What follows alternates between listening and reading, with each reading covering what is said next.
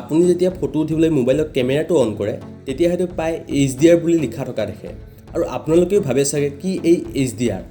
আজি মই আপোনালোকক এই HDR সেটিংছৰ বিষয়ে ক'বলৈ গৈ আছোঁ। কি এই HDR কেনেদৰে কাম কৰে আৰু আমি ব্যৱহাৰ কৰিব লাগে নে নালাগে। তেন্তে বলক আমি ভিডিঅ'টো আৰম্ভ কৰোঁ।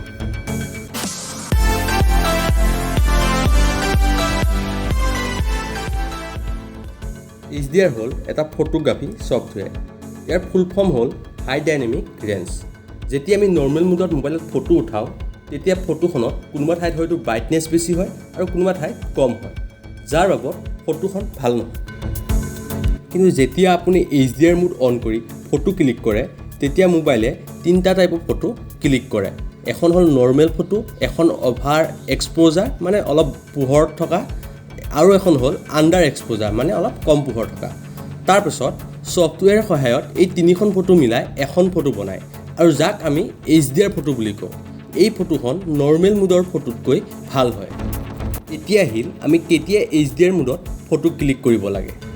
যেতিয়া পোহৰ কমি থাকে বা পোহৰ কমাৰ বাবে ফটোবোৰ অলপ ক'লা টাইপৰ হয় তেন্তে আপুনি HDR মোড অন কৰি ফটো ক্লিক কৰিব পাৰে।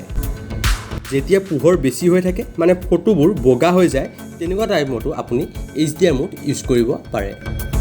এই আছিল আজি ভিডিঅ'। যদি ভিডিঅ'টো চাই ভাল পালে লাইক কৰিব, শ্বেয়াৰ কৰিব আৰু আগলৈ এনেকুৱা ভিডিঅ' পাই থাকিলে চেনেলটো ছাবস্ক্ৰাইব কৰিবলৈ নাপাহৰিব।